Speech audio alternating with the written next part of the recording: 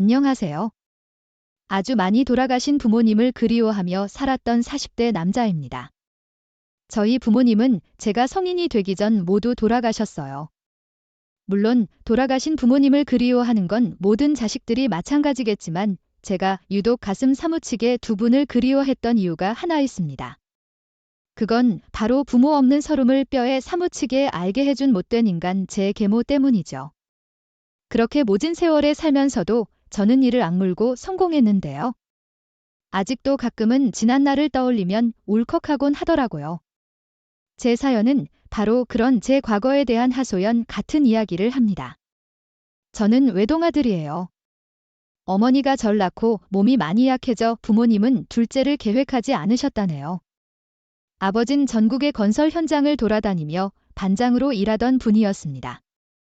일찍부터 건설업계에 몸을 담고 있던 분이라 돈은 꽤 잘 버셨지만 그만큼 집을 떠나 가족들과 떨어져 계셔야 했던 거죠. 어머닌 희귀병에 걸려 투병하다 제 나이 9살에 일찍이 세상을 떠나셨는데 아버진 일하느라 어머니 임종조차 지키지 못한 걸 두고두고 한스러워 하셨어요. 그 뒤 여전히 전국을 돌아다녀야 하는 아버지 대신 시골에 계시던 할머니가 올라와 저를 돌봐주셨습니다. 하지만 할머니가 3년 뒤 세상을 떠나자 당시 12살이던 절 돌보기 위해 아버진 일을 제대로 다니지 못하셨죠. 저를 데리고 전국을 돌아다니기엔 제가 학교를 다녀야 했으니까요. 네가 정한이구나. 네 아빠한테 얘기 많이 들었어? 아유 예뻐라. 앞으로 우리 잘 지내보자. 아버진 어머니가 돌아가신 지 4년 만에 재혼을 했습니다. 그때 만난 사람이 바로 제 인생을 송두리째 바꿔놓은 계모였죠. 나중에 아버지의 누나였던 고모에게 들어보니 아버지는 그때 절 위해 중매를 통해 재혼을 하신 거라고 하더군요. 대모는 재혼이 아닌 초혼이었지만 보유권 출신이라 부모도 형제도 없고 형편도 좋지 않아 자식이 있던 아버지와 조건이 맞았나 보더라고요. 계모는 아버지와 재혼한 지 1년 만에 아들을 낳았고 이듬해 막내 아들까지 총 2명의 제 이복 동생을 낳았어요. 그때까지만 해도 계모는 제게 잘해주었죠. 하지만 시간이 흐르며 계모는 점차 저는 챙기는 둥 마는 둥 하고 자신의 친자식들만 아꼈습니다. 야, 네 동생들 먹으라고 해놓은 불고기 왜 네가 집어먹어. 옆에 김치 있잖아. 그거 먹어. 넌 17이나 돼. 내가 어쩜 그렇게 배려심이 없니? 아직 4살, 3살밖에 안 된 내 동생들이 저 매운 김치 먹겠어? 먹을 건 저 불고기밖에 없는데 형이 내가 양보해야지. 대모는 먹고 입는 것 모두 저를 동생들과 차별하더군요. 특히 아버지가 없을 땐 더욱 심했죠. 아버지가 벌어오는 돈으로 자신과 어린 동생들 옷은 전부 백화점에서 산 명품으로만 도배하면서 제 옷과 신발은 어쩌다 1번 시장표 싸구려만 사다 줬어요. 차별받지 않을 수 있는 날은 아버지가 집에 계시는 잠시뿐이었습니다. 마음 같아선 계모 행동을 아버지께 토로하고 싶었지만 집에도 잘못 들어오고 고생하신 아버지께 차마 걱정을 얹어 드릴 수가 없어 그냥 참았죠. 하지만 계모는 결국 아버지에게까지 본색을 드러내더군요. 내가 못 살아 채치지 못하게 몸쓴 일하는 사람이 허리를 다치면 어떻게 돈을 벌어와야 내가 애들 먹이고 입히고 살림을 할 거 아니야? 아버지인 제 나이 17근물에 일을 하다 그만 허리를 크게 다치시고 말았습니다. 그래서 오랫동안 일을 쉬실 수밖에 없었는데 계모는 그런 아버지를 무지하게 구박하더라고요. 옛날 분이었던 아버지인 돈 못 버는 가장은 무능하다는 생각을 가지고 계셨어요. 때문에 그런 계모의 구박에 화도 못 내고 늘 주눅 들어 계셨죠. 저는 그런 아버지를 대신해 계모에게 화를 내곤 했는데 아버지는 그런 저마저도 말리셨어요. 아버진 결국 허리가 온전히 낫지 않아 일을 거의 나가지 못하셨습니다. 그러던 와중 설상가상 암 판정까지 받고 투병을 하시게 됐죠. 입원과 퇴원을 반복하며 아이를 나가지 못하게 된 아버진 더더욱 주눅 들어가셨어요.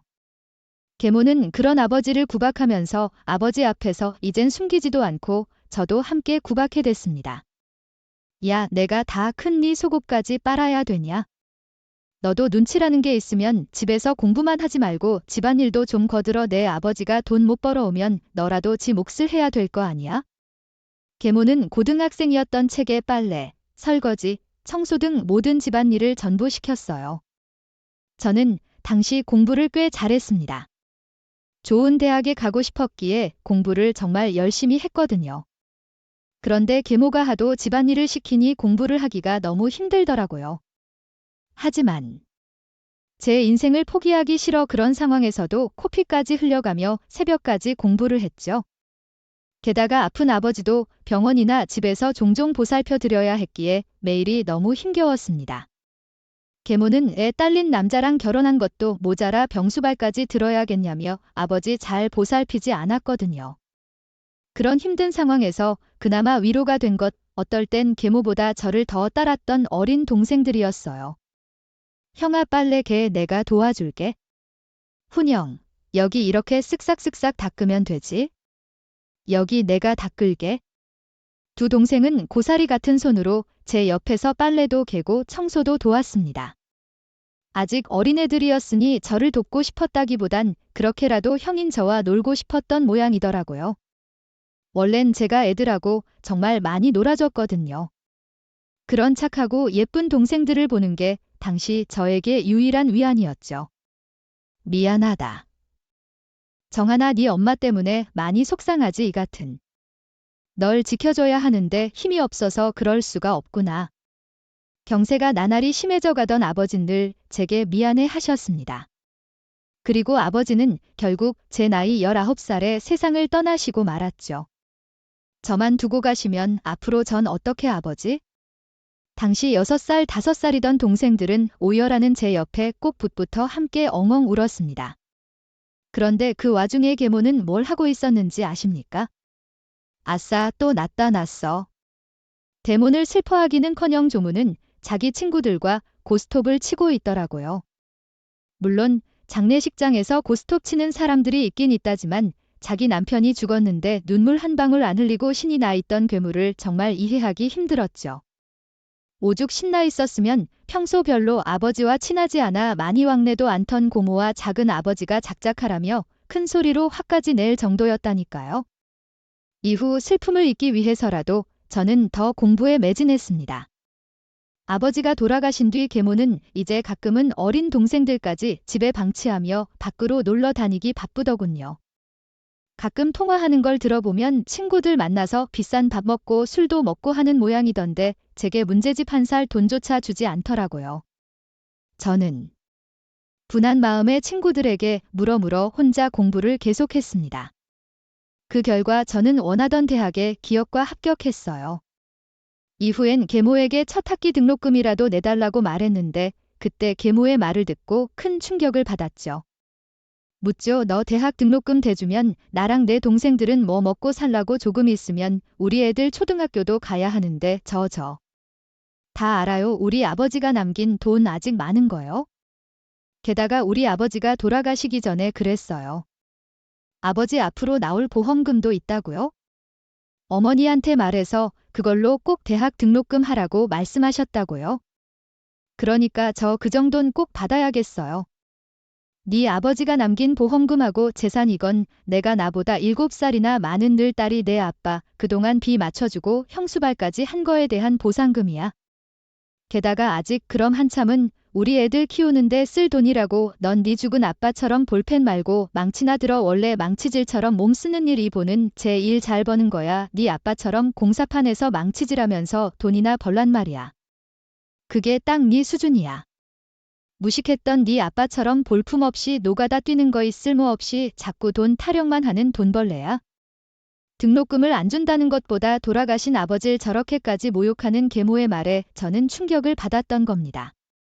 게다가 돈벌레라는 말에 이제 막 성인이 됐던 전 큰 상처를 받았어요. 그날 전 혼자서 아버지 산소까지 찾아가 엉엉 울었죠. 아버지, 왜 저만 두고 가셨어요? 저 너무 서러워요.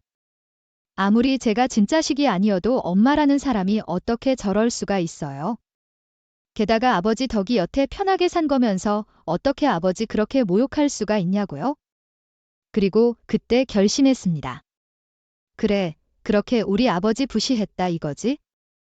우리 아버지 돈으로 호의호식했으면서 두고 봐. 내가 바로 그 망치질로 아주 보란 듯이 성공해 볼 테니까. 하고 생각하면서 말이죠. 이후 전 대학 진학을 결국 포기했습니다. 누군간 학자금 대출이라도 받아서 갔으면 되지 않느냐고 말할 수 있겠지만 저는 그때 오기로 똘똘 뭉쳐 있었어요. 반드시 그렇게 무시하던 아버지 일로 계모 보란 듯이 성공해 보일 거라는 오기 말이죠. 그 뒤 전 바로 짐을 싸서 집을 나왔습니다. 그리곤 혼자 살던 아는 형네 집에서 몇 달간 신세를 지며 공사판 일을 시작한 거예요. 아버지 지인분의 도움을 받아서 말입니다. 그분은 예전에 몇 번 저희 집에 놀러 오기도 했던 아버지의 친한 동생으로 반장으로 일하던 아버지 아래에서 일하던 분이었어요. 성함을 알고 있어서 돌아가신 아버지? 휴대폰에서 연락처를 찾아내 죄송함을 무릅쓰고 부탁을 드린 거죠. 장례식장에서 마지막으로 마주쳤던 아저씨인 흔쾌히 제 부탁을 들어주셨어요. 당시 그 아저씨는 반장으로 일하고 계셨고 저는 그 아래에서 팀원으로 따라다니며 일을 배우게 됐습니다. 솔직히 아저씨는 친절한 선임은 아니었어요. 욕도 많이 먹고 뒤통수도 수없이 얻어맞으며 일을 배웠죠. 하지만 일 하나만은 정말 꼼꼼히 알려주셔서 저는 훗날 아저씨가 유학가 있던 아들과 함께 살기 위해 이민을 가시기 전까지 아저씨에게서 독립하고서도 명절에 찾아가 인사와 선물을 드리곤 했어요. 저는 열심히 돈을 모아 신세졌던 형에게 보답도 하고 허름한 월세방도 구할 수 있었답니다. 그 뒤로도 전 열심히 일에만 매진했어요. 아, 내 손아이고 이 놈아 조심했어야지 괜찮어. 얼른 병원부터 가 여기를 우리가 마저 할 테니까. 톱질하고 망치질하며 제 손에 상처가 아물 날이 없었습니다. 먼지를. 흙먼지를 매일 뒤집어 써서 기관지, 질병은 거의 달고 살았죠. 그래도 전 이 악물고 버텼어요. 아버지도 가족을 위해 이 힘든 시간들을 모두 감내하신 거니까요. 그렇게 일하다 한 번은 2층 높이 현장에서 추락한 적도 있었어요. 때문에 어깨뼈에 실금이 가서 한동안 일도 못하고 몇 달간 집에서 쉬어야 했죠. 그때 월세도 제대로 못 내서 집주인에게 늘 사과하고 돈이 없어서 집에 없는 척할 때도 있었습니다. 총각아, 지금이면 어떨 땐지 알아. 월세 받아야 나도 생활을 할 거 아니야? 집에 있는 거 다 아니까 없는 척하지 마. 월세 이번 달 말까지 안 내면 진짜 막 내놓을 줄 알아? 너무 죄송했지만 길바닥에 나아질 수는 없으니 저는 불도 제대로 못 켜고 숨어 있었어요. 그런 제 처지가 너무 서러워 소리 죽여 울기도 했죠. 돌아가신 부모님이 너무 보고 싶었습니다. 그렇게 전 눈물의 세월을 보내며 경험을 쌓고 차곡차곡 돈도 모을 수 있었어요. 넌 그래도 자식이 내가 엄마가 어린 동생들 키우는데 돈 아프나 안 보탤 거야? 죽은 내 아버지 대신해서 너라도 돈을 보태야지. 제가 계모와 연을 끊은 건 아니었어요. 그건 제가 너무 사랑에 맞지 않던 동생들 때문이었죠. 저를 형이 아닌 아버지처럼 따르고 좋아했던 동생들과 도저히 안 보고 살 수가 없겠더라고요. 그래서 가끔 집도 왕래하고 동생들과 전화 통화도 하며 지낸 거예요. 형 나 오늘 학교에서 1등 했다.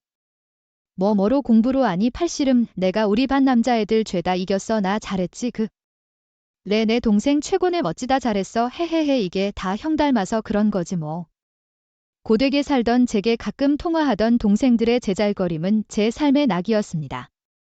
심지어 생긴 것도 계모보단 저희 아버지 얼굴과 판박이라 동생들이 더더욱 예뻤죠. 물론 집에 가면 계모와는 서로 눈도 잘 마주치지 않았지만 간혹 계모가 요구하던 돈만은 보내주었어요. 계모는 제게 전화해 이 동생들 한창 자랄 나이에 잘 먹여야 하는데 생활비가 모자라다. 이번에 둘째 학교 가는데 교복 살 돈이 없다 등등 늘 동생들 이야기라며 제게 돈을 요구하더군요. 계모는 너무 싫었지만 계모가 일을 하고 있지 않은 상황에 정말 동생들이 힘들게 자랄까 봐 저는 마음이 쓰였던 거죠. 그러다 한 번은 계모가 요구했던 동생들 학원비 100만 원을 보내준 적이 있습니다. 그런데 얼마 뒤 통화할 때 둘째가 제게 이러더라고요. 형 나 학원비가 없어서 학원 이번 달에 등록 못했어? 이게 무슨 소리인가 싶어 계모에게 전화하니 계모는 초저녁부터 술에 잔뜩 취해 있더군요. 그리곤 동생들 학원비를 자기 남자친구와 여행 다녀오는데 썼다고 하지 않겠어요. 나한테 그렇게 모질게 굴었어도 어머니, 친자식들은 잘 챙겨야 하는 거 아니에요? 걔네한테는 어머니밖에 없는데 애들 악기를 자기 데이터 한답시고 막으면 어떡해요. 제발 술 좀 그만 먹고 애들 위해서 나가서 무슨 일이라도 해요. 좀 나한테 거짓말까지 하고 돈 다 내서 추태 부리고 다니지 말고요. 나도 사람이야. 아직 한창인 나의 연애도 하고 그럴 수 있는 거 아니니? 그리고 평생 일 안 해본 내가 어디 가서 뭐 하고 일하라고 이 아빠가 망쳐놓은 인생이니 너한테 책임 좀 지라는 게 뭐가 어때서? 그 뒤 전 대모가 정말 꼴도 보기 싫어 집에 아예 발길을 끊었어요. 다행히 동생들이 어느 정도 컸을 때라 따로 연락하며 아예 밖에서 만나버렸죠. 그리곤 동생들에게 앞으로 학원 빈 형이 직접 학원으로 보낼 테니까 학원장 연락처를 알려달라고 해버렸습니다. 계모는 제게 뻔뻔하게 또 돈 욕을 해왔는데 그때 전 이렇게 말했어요. 저 더 이상 어머니한테 돈 안 보낼 거예요. 애들 학원 및 제가 학원으로 직접 보낼 거고 생활비는 어머니가 알아서 하세요. 보내줘봤자 또 남자랑 놀러 다니고 술 먹는데 쓸 텐데 제가 어머니한테 돈을 왜 보내요? 앞으로 저한테 연락하지 마세요. 저는 동생들에게 따로 용돈을 보내주며 절대 계모에게 말하지 말라고 신신당부를 했어요. 분명 그것마저 뺏을 게 분명했으니까요. 그렇게 한동안 데모하는 연락을 않고 동생들만 보며 살았는데 가끔 만날 때마다 동생들은 계모에 대해 말하며 하소연을 하더라고요. 형, 저번엔 엄마가 집에 남자까지 데리고 왔어. 나랑 재호가 기겁을 하니까 내 집인데 내가 남자친구도 못 데려오냐고 화내더라고. 심지어 저번에 만나던 아저씨도 아니었어. 엄마 남자가 맨날 바뀌어 맞아 큰 형. 게다가 엄마 집에서 밥도 빨래도 아무것도 안 해서 나랑 작은 형이랑 맨날 둘이 다 해. 요즘에 술에 취할 때마다 혹 같은 우리 때문에 자기가 재혼도 못한다고 막 술주정도 부려. 동생들의 말에 너무 속이 상했습니다. 자기 엄마에게 기대지 못했던 동생들은 제게 더 자주 연락해 진로 상담도 하고 학업에 대한 고민도 털어놓으며 의지하더군요. 저는 형이자 아버지 같은 마음으로 그런 동생들을 챙겨주었죠. 그렇게 살던 와중 저는 나이 32에 결혼을 했습니다. 저는 29살 때 인테리어를 공부하고 관련 자격증을 따서 작은 건축회사에 입사했어요. 보다 더 많은 걸 배워서 성공하고 싶은 마음에 말이죠. 회사는 이제 막 시작한 단계라 작긴 했어도 대표님이 진취적이고 똑똑하신 분이라 정말 배울 게 많았습니다. 대표님은 일부러 퇴근 시간도 반납하고 남아서 일하고 공부까지 하는 절 굉장히 예뻐하셨어요. 그리고 그 대표님이 바로 제 장인어른이 된 거죠. 아내는 장인 장모님의 외동딸이었는데 바로 그 회사에서 아빠 일을 돕겠다고 함께 일하고 있었거든요. 그러다 저와 인연이 되어 저는 대표님 집안의 사위가 된 거예요. 얘들아 많이 먹어 너희들 미래 형수님이 사주는 밥이니까 모자라면 눈치 보지 말고 팍팍 시켜 먹어 알았지? 형수님이요. 그럼 저희 형이랑 결혼하실 거예요? 당연하지. 너희들 형 어디 도망 못 가게 내가 아주 꽉 붙잡고 안 놔줄 거거든. 아내는 착하고 재미있는 사람이었습니다. 연애 시절 전 아내에게 동생들을 소개시켜줬는데 고등학생이던 애들이 너무 귀엽다며 아내 몇 번이던 동생들을 저와 함께 만나 밥을 사주곤 했죠. 덕분에 동생들도 저희 아내를 무척 좋아했어요. 하지만 어릴 적부터 동생들 친모인 새어머니 아래서 자랐다는 말을 했을 뿐 저는 계모가 어떤 사람인지에 대해선 아내에게 이야기하지 않았어요. 제 이야기를 잘 하지 않던 책엔 좀 말하기 힘들고 어려운 가정사였거든요. 그 와중에 전 아내와 결혼을 약속하게 됐는데 장인어른이 꼭 계모를 만나고 싶어 하시더군요. 친자식도 아닌 자네 이렇게 훌륭하게 키워주신 분이니 꼭 상견례 때 직접 뵙고 인사를 드리고 싶네. 아무리 친어머니가 아니라도 어머니가 계신 이상 상견은 해야 하지 않겠어? 때문에 저는 정말 하고 싶지 않았던 상견례에 대한 부탁을 계모에게 하게 됐습니다. 그런데 귀찮아할 줄 알았던 계모는 눈을 반짝이며 선뜻 알았다고 대답하더군요. 너 결혼 준비한다는 거네? 동생들한테 안 그래도 며칠 전에 들었다. 내가 내 자식 결혼한다는 얘길 내 동생들한테 먼저 들었어야 했니? 안 그래도 네가 언제 말하나 기다리고 있었어? 내가 네 엄마한테 당연히 가야지. 대체 왜 저러나 싶어 불안했습니다. 그리고 상견례 자리에서 전 그 이유를 알 수 있었죠. 아니요, 사돈 어른이 우리 아들 회사 대표시라면서요. 정말 멋있으시다. 사부인은 이렇게 잘난 남편 두셔서 너무 좋으시겠어요? 참. 남편 복이 없었는데 들으셨죠? 저희 남편 저랑 재혼한 지 6년 만에 하늘로 갔다는 얘기요. 제가 친자식도 아닌 우리 정환이 남편 암수발 다 들면서 정말 눈물로 키웠습니다. 그런 우리 아들이 이렇게 커서 결혼까지 한다니 얼마나 감개무량한지 몰라요. 이렇게 사돈된 것도 인연인데 우리 셋이 좋은 종족 만나서 차도 한잔하고 술도 마시고 친하게 지내자고요. 계모는 동생들에게 장인어른이 저희 회사 대표라는 말을 듣고 눈을 반짝인 겁니다. 얼마나 역겹게 저를 눈물로 키운 척 좋은 사람인 척하던지 소름이 돋더라고요. 그래도 그런 계모의 가식 덕에 상견례 자리는 무사히 끝났는데 문제는 며칠 뒤였습니다. 상견. 날 아내의 연락처를 또 언제 알아낸 계모는 저 몰래 아내에게 연락해 꾸민지 500만 원을 요구했더라고요. 착한 아내는 계모에게 두말 없이 그 돈을 보내준 후 저에게 넌지시 말을 했던 거죠. 진짜 미친 거예요. 이젠 하다 제 아내 될 사람한테까지 돈을 뜯어내요. 한복 하나만 하면 되는 걸 무슨 꾸민 비로 500이나 받아요. 그것도 제가 아닌 제 예비 아내한테 특별한 날인데 비싼 화장도 하고 그때께 반지나 귀걸이도 백화점 가서 사고 해야지. 애가 참 착하더라. 저는 전화에 길길이 날뛰었습니다. 하지만 계모는 제게 미안해하긴커녕 뻔뻔하게 웃기까지 했죠. 저는 이대로라면 아내와 처가에까지 분명 계속 피해가 갈 거라고 생각해 당장 장인 장모님을 찾아뵙고 그가 말씀드리지 못했던 제 가정사를 말씀드렸어요. 미리 말씀 못 드려서 죄송해요. 화를 내고 혼을 내셔도 달게 받아들이겠습니다. 숨긴 거나 거짓말한 거나 매한 가지니 저는 마음의 준비를 하고 고개를 푹 숙였습니다. 그런데 두 분은 저를 탓하기는커녕 제 손을 잡고 안아주며 위로를 해주시더라고요. 아내는 그 옆에서 많이 힘들었겠다며 눈물을 글썽거리고 있었죠. 그랬구나, 혼자서 정말 많이 힘들었겠어? 그래도 이렇게 잘 버티고 우리 사이로 선물처럼 와줘서 고맙네. 자넨 더 이상 혼자가 아니야? 또 다른 부모의 누리가 있지 않나? 감사한 마음과 따뜻한 위로에 눈물이 나더라고요. 장모님도 아내도 모두 좋은 사람들이었죠. 이후 저는 예단비라며 계모가 받아먹은 500만 원의 2배를 두 분께 돌려드렸어요. 하지만 두 분은 그 돈에 몇천만 원을 더 보태 저의 결혼 자금에 감사하게도 보태주시더군요. 어찌저찌 결혼식에 계모가 참석하긴 했지만 그 뒤 전 계모와 연을 끊고 살았습니다.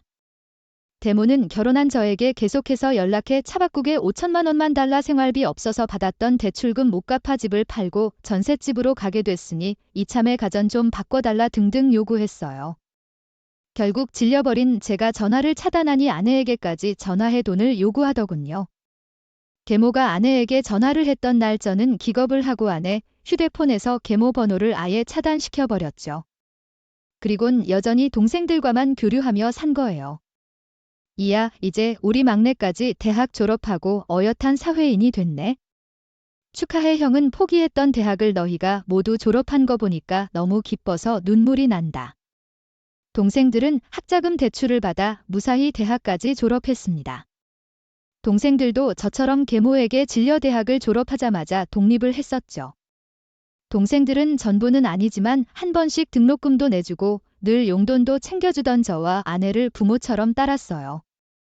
막내는 대학을 다니며 공무원 시험도 병행해 대학을 졸업하자마자 공무원이 되었습니다. 그리고 건축가를 낳았던 둘째는 한 건축회사에 취업해 직장인의 길을 걸었어요. 그런데 동생들이 사회인이 되자 계모는 이제 동생들에게까지 돈을 요구했다더군요. 정작 자신은 그때까지 유도하지 않고 매번 남자를 만나 술만 마시고 다녔으면서 말이죠. 얘들아, 니들 어머니한테 돈 좀 주지 마. 그거 어차피 다 술값으로 나가는 거야? 그래도 우리 키워주는 엄마인데 어떻게 그러겠어? 미워도 부모잖아. 그리고 착게 빠진 동생들은 그런 계모에게 조금씩이나마 용돈을 계속 보내주더라고요. 한숨이 나왔지만 어쩌겠습니까? 본인들 뜻이 그러한데요. 그리고 제가 42살 저희 아들딸이 8살, 6살이 됐던 해 둘째는 기쁘게도 저희 회사로 이직을 했습니다. 당시 저희 회사는 제가 처음 입사했을 때와 비교도 안 되게 커져 있었어요. 사업 소환이 좋고 머리가 뛰어나셨던 장인어른은 고급 주택이나 펜션 인테리어 쪽이 장래가 밝을 거라며 처음부터 그쪽 사업에 올인하셨습니다. 고급 자재와 고급진 인테리어로 확실히 컨셉을 정해서 말입니다. 그 덕분에 회사는 형이랑 같이 일하고 싶다던 둘째에게 선뜻 이직 제안을 해줄 수 있을 정도로 빠르고 크게 성장했던 거죠. 그리고 감사하게도 장인어른은 그런 회사를 제 나이 45살에 물려주셨습니다. 난 이제 자네 장모랑 둘이 여유로운 노후를 보내고 싶네. 자네는 분명 나보다 더 훌륭하고 멋진 대표가 될 거야. 그렇게 전 건축회사의 대표가 되었어요. 냉전 0.01 없이 막노동으로 시작한 제게 대표가 된 날은 정말 의미가 깊었죠. 그런데 대표가 된 지 며칠이 지난 어느 날 저는 기겁을 하고 말았습니다. 이에 정하나 아너웨이 엄마 전화 계속 안 받아 내쳐도 그렇고 아직까지 나 차단한 거 안 푸른 거야? 널 키워준 부모한테 어쩜 이렇게 모지니? 너 드디어 이 회사 대표 됐다며 축하한다. 우리 아들 아이 그런 건 진즉이 엄마한테 말을 했어야지. 저희 회사로 계모가 대뜸 찾아 무지하게 살거운 말투로 저렇게 말했거든요. 당시 둘째는 지방 출장 중이었는데 계모는 그런 둘째에게 제가 대표가 됐다는 얘기를 들었다고 하더라고요. 나중에 계모가 찾아왔단 사실을 들은 둘째는 자기가 괜한 말을 했다며 제게 굉장히 미안해했죠. 제게 친한 척 눈웃음을 치던 계모는 아주 당당하게 제게 돈을 요구하더군요. 내가 내 동생들 통해서 나한테 연락 좀 하라고 그렇게 말을 했는데 에이 서운하게 몇 년 동안 어쩜 연락 1번 없었니? 우리 손주들은 잘 자라고 있지? 여기까지 왜 찾아오셨어요? 또 뭘 요구하시려고요? 에이야, 내가 뭐 바라고 온 거 눈치챘님. 그럼 돌려 말하지 않으마 너 돈 좀 있지? 대표까지 된 마당에 이제 돈 좀 짭짤하게 만질 거 아니야. 지금 당장 없어도 앞으로 어차피 많이 벌 텐데 나 우선 한 1억만 해주라 어머요. 1억이요? 내가 왜요? 아유 외계인 회사 대표까지 되도록 널 잘 키워준 나한테 키워준 값 내야지 앞으로 평생에 걸쳐서 안 그러니 내가 배에 망덕한 머리 검은 짐승이 아닌 걸 증명하란 말이야 장난. 내가 이렇게 성공한 거에 대해 당신이 대체 뭘 해줬는데요? 아휴, 당신이라니. 너 이제 나한테 어머니라고도 안 하니 전 친직부터 당신 어머니라고 생각 안 했어요. 그동안 어머니라고 불렀던 건 그냥 그 말이 입에 익어서 그런 거예요. 내가 어머니라고 부르고 있다는 인식조차 잘못해서 그랬던 거라고요. 난 당신한테 갚으래. 단 하나도 없으니까 경찰 플러스 쫓아내기 전에 당장 나가요. 하지만 제가 어머니라고 부르지도 않고 쫓아내려고 하자 계모는 사나운 표정으로 돌변하더군요. 그리고 코웃음을 치며 말했죠. 건방지게 그래. 내가 어머니든 아니든 무슨 상관이니. 근데 너 이렇게 성공한 게 아내 덕분인 건 맞지 않니? 너네가 볼펜 들지 말고 망치 들라고 했으니까 그때 일종의 시작해서 여기까지 온 거 아니야? 그때 네가 대학 갔어 봐. 네가 이 회사 들어와서 네 절 만날 수 있었겠어? 거 봐. 한 해 덕분이잖아. 그럼 당연히 그네 갚아야지. 네 아빠 때문에 망친 내 인생 이제라도 새로 시작하게 얼른 돈 내놔. 정말 뻔뻔하네요. 당신 인생을 망친 건 우리 아버지가 아니라 당신 자신이에요. 우리 아버지 아니었으면 당신 인생은 더 구질구질해졌을 거라고요. 우리 아버지 덕에 예전에 호요식하고 그 뒤에 나한테 돈 뜯어내고 지금은 우리 아버지 자식이기도 한데 동생들한테 용돈 뜯어먹고 사는 거 아니에요? 이보세요. 거머리 같은 인간씨 당신은 남한테 빌붙는 거 말곤 할 줄 아는 거 없어요? 3년만 있으면 나이. 이를 바라보는 사람이 왜 그렇게 추하게 살아요? 과거에 당신 나한테 등록금 0. 01아니 문제집 한 살 돈 주기도 아까워했죠. 나도 마찬가지예요.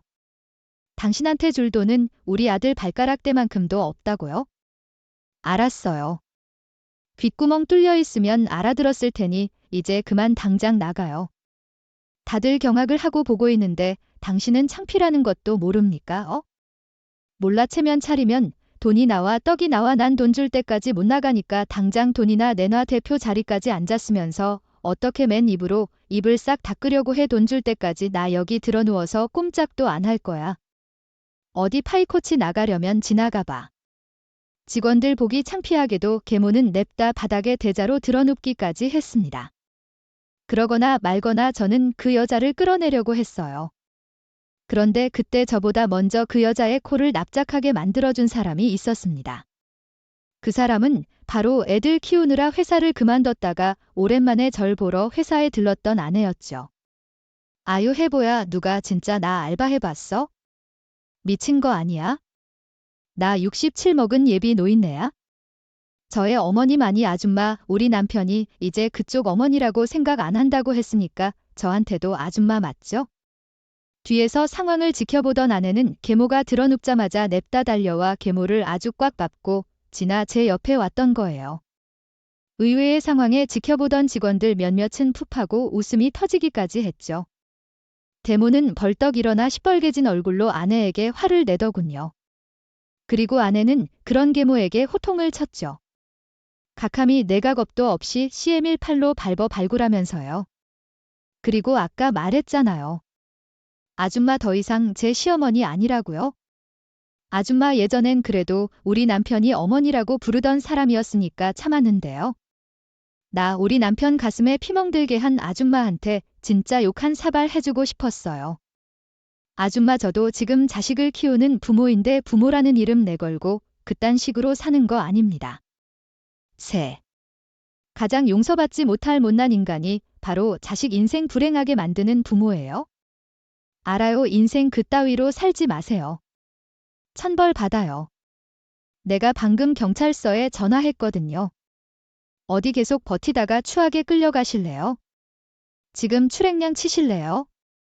경찰이라는 말에 계모는 주춤하더니 이내 두고 보자고 말하며 돌아갔습니다. 우린 그 뒤 정말로 출동한 경찰분들에게 죄송하다며 사과를 해야 했죠. 저는 직원들에게 사과를 한 뒤 집에 돌아가려는 안을 배웅하며 아내에게도 못나고를 보여 미안하다고 말했어요. 아내는 그런 저를 꼭 안아주며 이렇게 말했죠. 미안하긴 좋은 꼴 못난 꼴 다 보여주고 서로 감싸주는 게 부부잖아. 우리 안쓰러운 남편 내가 항상 지켜줄게. 그러니까 아무 걱정하지 마. 그런 아내 덕에 계모 때문에 치솟았던 분노가 차분히 가라앉았습니다. 그런데 며칠 뒤 이번엔 계모가 자기 남자친구라며 웬 남자를 데리고 또 회사로 오지 않았겠어요? 내 남자친구면 너한테 새아빠나 마찬가지 아니냐? 그래 돈 주지마. 근데 돈 안 줄 거면 내 남자친구 여기 취직이라도 시켜줘. 그 정도는 해줄 수 있지. 이 사람 나이도 나보다 5살이나 어려서 아직 젊고 머리도 똑똑해. 뭐든 시켜만 주면 잘할 거라니까 많이도 안 바란다. 직급은 한 과장 정도. 정말 기가 찼습니다. 똑같은 인간들끼리 만난 건지 계모의 남자친구라는 사람도 얼굴만 번지르르한 게 딱 봐도 논평이 같았죠. 제대로 된 인간이라면 그 나이에 자기 애인 친자식도 아닌 사람 회사 쳐들어와 뻔뻔하게 웃고 있었겠습니까?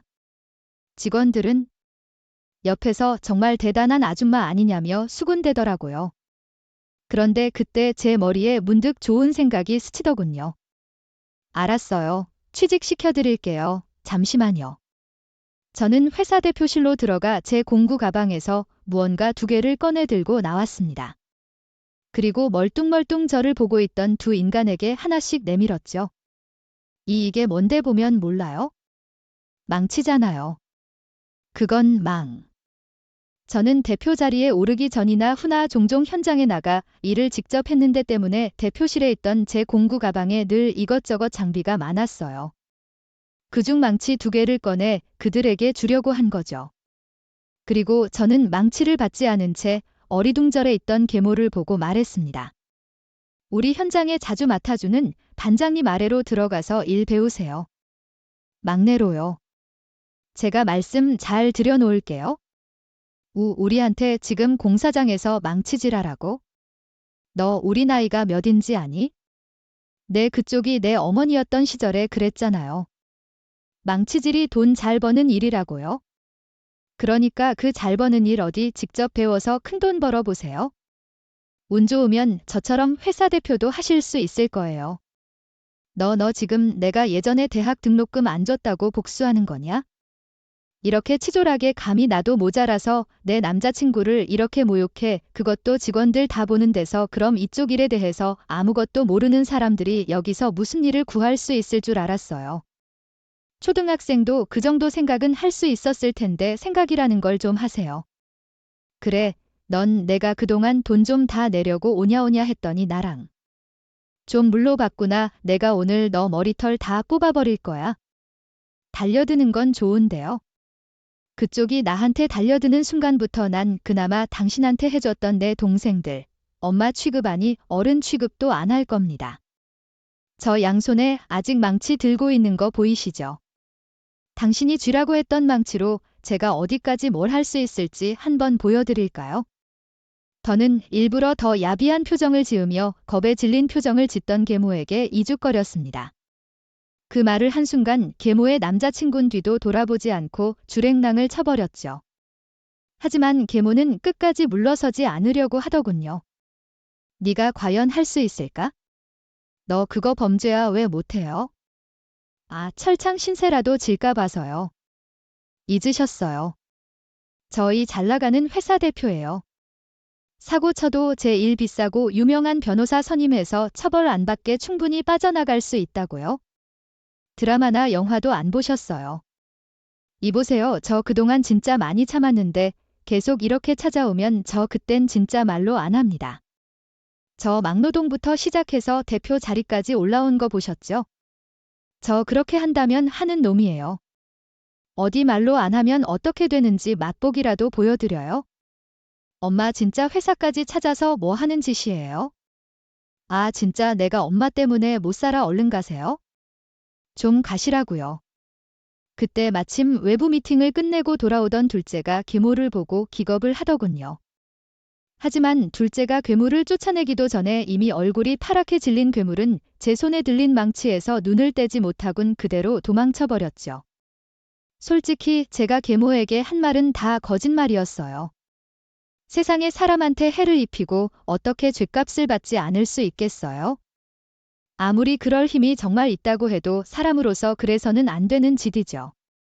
하지만 세상 무서운 줄 모르고 멋대로 날뛰는 계모 같은 인간에겐 그렇게 해서라도 겁을 주고 싶어서 그랬던 겁니다. 더 이상은 계모에게 휘둘리기 싫어서 더 독하게 그런 말을 했던 것도 있고요. 이건 여담이지만 그들 회사에서 한동안 제 별명은 망치 대장이었답니다. 직원들을 한동안 절 놀리려고 늘 그렇게 불렀었죠. 그 뒤 계모는 더 이상 절 찾아오지 않았어요. 하지만 여전히 정신 못 차리고 자신에게 용돈을 챙겨주던 동생들에게 이번엔 전셋집을 마련해 달라고 했다고 하더군요. 엄마, 저번에 같이 큰 형 찾아갔다던 그 남자랑 엄마. 살던 집에서 동거하고 있었대. 근데 둘 다 돈도 안 벌고 같이 경마에까지 빠져서 생활비랑 경마 자금 마련하려고 전셋집 보증금 빼고 월세집으로 이사했다더라. 나도 작은 형도 엄마한테 질릴 대로 질려버려서 요즘 용돈만 보내고 명절에도 안 갔었거든. 그래서 몰랐지? 근데 그 큰 전세 보증금도 죄다 날렸대. 그래서 우리한테 다시 전셋집도 하나 해주고 돈도 지금 주는 용돈보다 몇 배 더 달라고 요구한 거야? 그냥 나도 작은 형도 이젠 더 이상 그런 엄마를 못 참겠어? 우리가 용돈을 보내주는 일 이 엄마뿐 아니라 우리 정신 건강까지 더 망치는 것만 같아. 아, 그래서 작은 형도 나도 이젠 엄마 용돈 끊고 아이 인형도 끊기로 했어. 저는 힘든 결정을 한 두 동생에게 그저 잘했다고 말해주었습니다. 오히려 진지 그렇게 했어야 했다고 생각했지만 구태여 그런 말을 입 밖에 내진 않았죠. 동생들에게 들어보니 계모는 그 뒤로 한동안 동생들 집과 막내 직장까지 찾아가 돈을 달라고 난리를 쳤던 모양이더군요. 둘째 회사인 제 회사는 제가 무서워서 찾아오지 못했던 것 같더라고요. 하지만 동생들은 냉정하게 경찰을 불러 쫓아냈다고 말했죠. 그렇게 계모는 빈대처럼 살더니 결국 자기 친자식들에게도 인연이 끊긴 겁니다. 그렇게 계모와 저도 공공인연이 끊긴 줄 알았구먼. 제가 대표가 된 지 1년이 지났던 작년에 계모는 눈에 퍼렇게 멍이 든지 어떻게 알고 이사한 지 얼마 안 됐던 저희 집 앞으로 찾아왔더군요. 그리고 저를 보자 눈물을 흘리며 이런 한심한 말을 했죠. 얘기를 들어보니 계모는 여전히 그때 그 남자랑 같이 살고 있던 것 같았어요. 응, 정하나 네 동생들은 여전히 내 연락도 안 받고 찾아갔더니 또 경찰 불러서 쫓아냈다. 그래서 부탁할 데가 너밖에 없어서 염치불구하고 찾아왔어. 사실 내가 지금 같이 살고 있는 남자가 자기 혼자 경마하려고 대출받은 돈을 몰래 훔쳐서 경마로 죄다 잃었거든. 그걸 순식간에 들켜서 나 이렇게 그 사람한테 얻어맞았다. 그리고 어떻게든 그도 말을 못해오면 정말로 가만두지 않겠대. 자기한테 그 돈 다 갚을 때까지 평생 식당일이라도 시켜서 그 돈 다 돌려받겠다더구나. 신고해봤자 돈 돌려 못 받을 게 뻔하니까. 옆에 두고선 말이야. 그러더니 난 이미 신용불량자라서 대출도 안 되고 어디서 돈도 못 꿔오니까 자기 아는 사람 김치 공장에서 사람 구한다고 거기서 일해서 돈 갚으라고 하더라. 내가 이 나이에 어떻게 공작에서 일을 하니? 그래서 말인데 제발 예정을 생각해서라도 나한테 그 돈 좀 빌려주면 안 되겠니? 그 인간 내가 안 갚고 도망이라도 가면 지구 끝까지 찾아낼 독종이야. 예전에 내가 정말 미안했다. 정하나 일하세요? 공장이든 식당이든 가서 정당하게 일하고 돈 벌어서 갚으시라고요. 남해도 훔칠 땐 당연히 그만한 각오는 해야 하는 거 아닌가요? 이러니까 동생들도 어이없어서 경찰 불러서 그쪽 쫓아낸 거겠죠?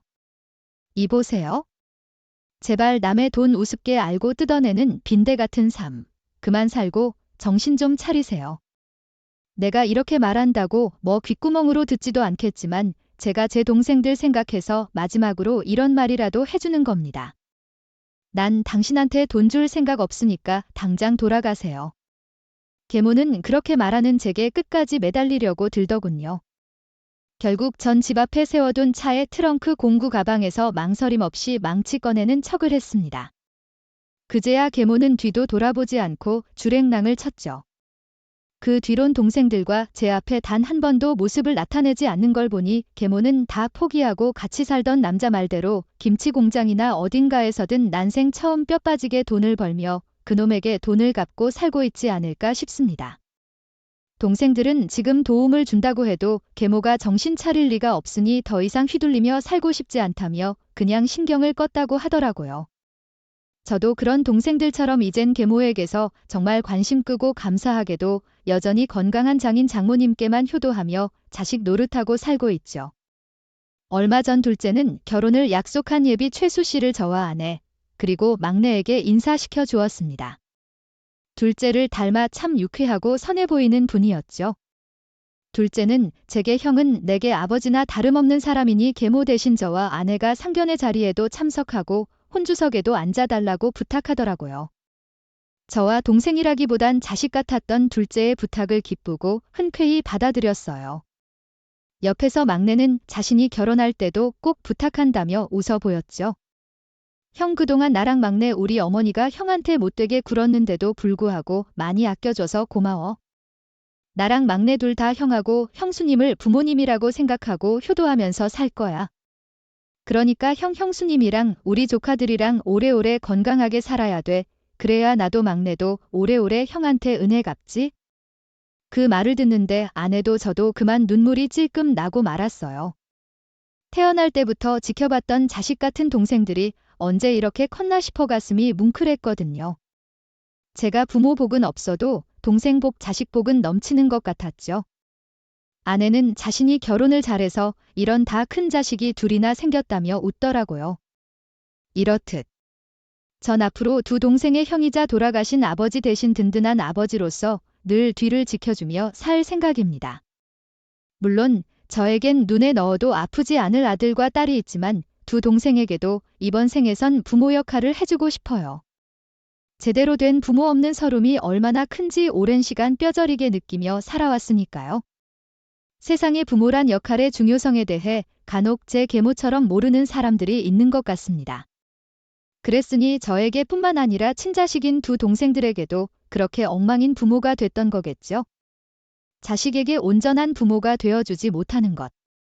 그건 자식 인생의 기반을 송두리째 흔들어버리는 엄청난 잘못이라는 걸 이 자리를 빌려 그런 사람들에게 꼭 말해주고 싶네요.